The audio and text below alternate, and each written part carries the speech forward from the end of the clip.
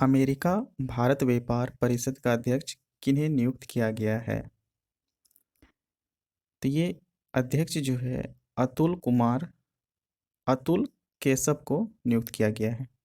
तो अमेरिका भारत व्यापार जो है इनकी परिषद का अध्यक्ष जो है वो अतुल केशव जी को नियुक्त किया गया है।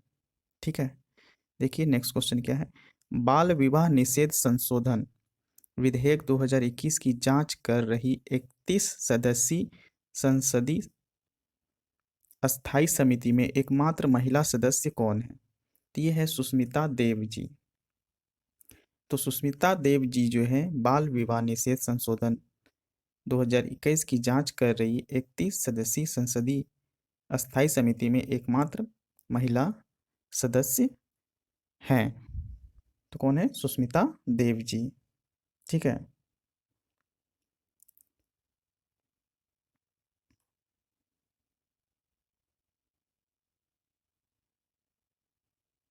देखिए अगला क्वेश्चन क्या है। अमेरिका नौसेना के इतिहास में विमान वाहक यानी कि परमाणु वाहक पोत यूएस अब्राहम लिंकन की कमान संभालने वाली पहली महिला कौन बनी? ये बनी है कैप्टन एमी बॉर्न स्मिथ। ठीक है, तो कैप्टन एमी बॉर्न स्मिथ जो है अमेरिका नौसेना के इतिहास में विमान वाहक पोत यूएस अब्राहम लिंकन की कमान संभालने वाली पहली महिला बन गई है। तो इन्हें आप लोगों को याद रखना है। ठीक है, देखिए अगला क्वेश्चन क्या है। 25वां राष्ट्रीय युवा महोत्सव कहाँ आयोजित होगा? तो ये आयोजित जो है पुदुचेरी में होगा। तो 25वां राष्ट्रीय युवा महोत्सव जो है वो कहाँ आयोजित होगा? पुदुचेरी में। तो राष्ट्रीय युवा महोत्सव यानी कि नेशनल यूथ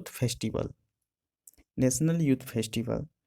तो प्रधानमंत्री नरेंद्र मोदी जी भी 25वें राष्ट्रीय युवा महोत्सव का उद्घाटन करने के लिए जो है 12 जनवरी 2022 को पुदुचेरी जाने वाले हैं। और यहाँ के मुख्य बिंदु जो होंगे, युवा मामले में खेल मंत्रालय द्वारा पुदुचेरी में 12 से 16 जनवरी तक राष्ट्रीय युवा महोत्सव का आयोजन किया जाएगा। और यह स्वामी विवेकानंद की जयंती पर शुरू होगा और यह भारत की स्वतंत्रता के 75वें 75वें वर्ष का भी प्रतीक है। तो इस महोत्सव में जो है देश भर से 18 से 22 आयु के वर्ग लगभग 7,000 युवाओं के शामिल होने की संभावना है। तो इस कार्यक्रम में जो है पुदुचेरी के करीब 500 युवा हिस्सा लेने वाले हैं। तो इन्हें भी आप लोगों को याद रखना है। देखिए अगला क्वेश्चन क्या है।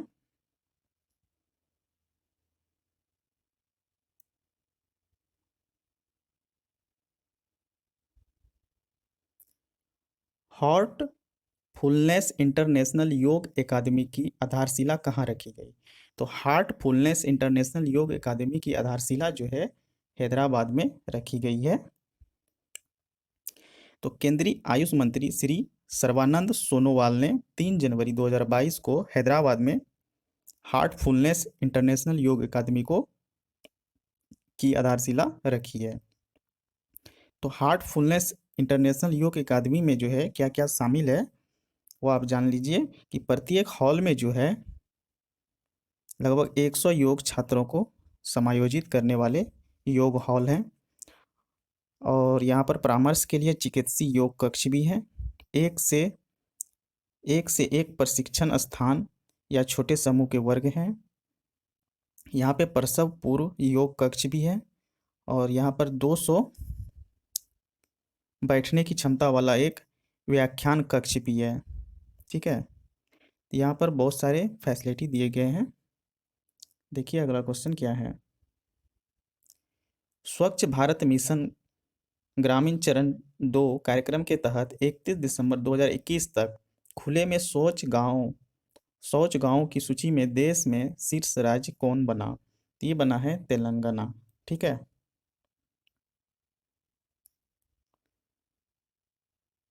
तो तेलंगाना जो है स्वच्छ भारत मिशन चरण 2 में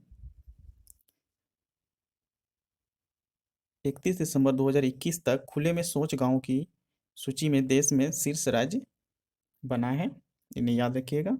नेक्स्ट क्वेश्चन है, ट्रांसजेंडर व्यक्तियों और भीख मांगने वाले व्यक्तियों के कल्याण के लिए सामाजिक न्याय और अधिकारिता मंत्रालय द्वारा कौन सी योजना शुरू की जाएगी? तो ये वेरी वेरी इंपॉर्टेंट क्वेश्चन है दोस्तों। तो ये जो है स्माइल योजना शुरू की जा रही है ट्रांसजेंडर व्यक्तियों और भीख मांगने वाले व्यक्तियों के कल्याण के लिए। न्याय सामाजिक न्याय और अधिकारिता मंत्रालय द्वारा जो है इस योजना को शुरू की जा रही है। तो स्माइल जो है क्या है?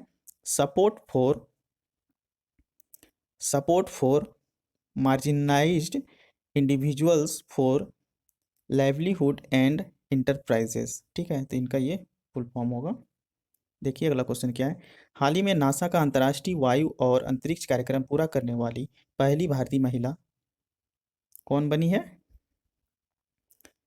ये है जाह्नवी डांगेती।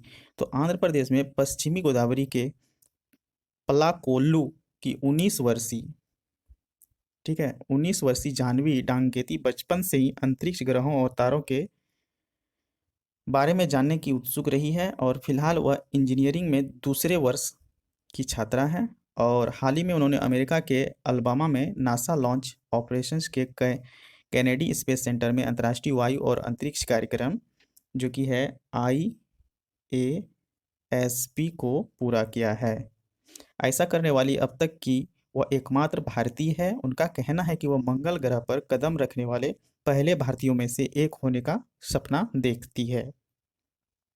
ठीक है, तो इन्हें आप लोगों को याद रखना है। नेक्स्ट क्वेश्चन देखिए, कौन सा देश इस साल G7 की अध्यक्षता करेगा?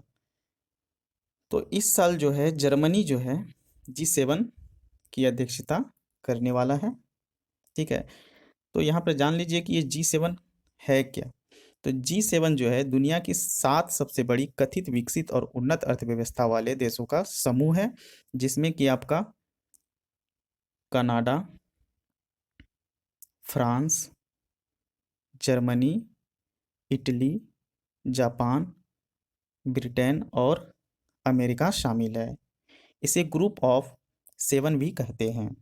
तो समूह खुद को कम्युनिटी ऑफ वैल्यूज़ यानी मूल्यों का आदर करने वाला समुदाय मानता है और स्वतंत्रता और मानवाधिकारों की सुरक्षा, लोकतंत्र और कानून का शासन और समृद्धि और सतत विकास इसके प्रमुख सिद्धांत भी है।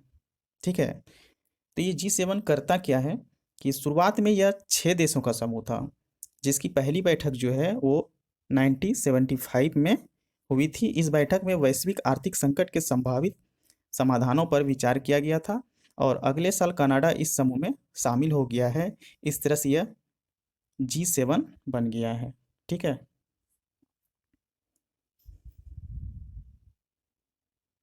तो G7 देश के मंत्री और नौकरशाह जो है आपसी हितों के मामलों पर चर्चा करने के लिए हर साल मिलते हैं।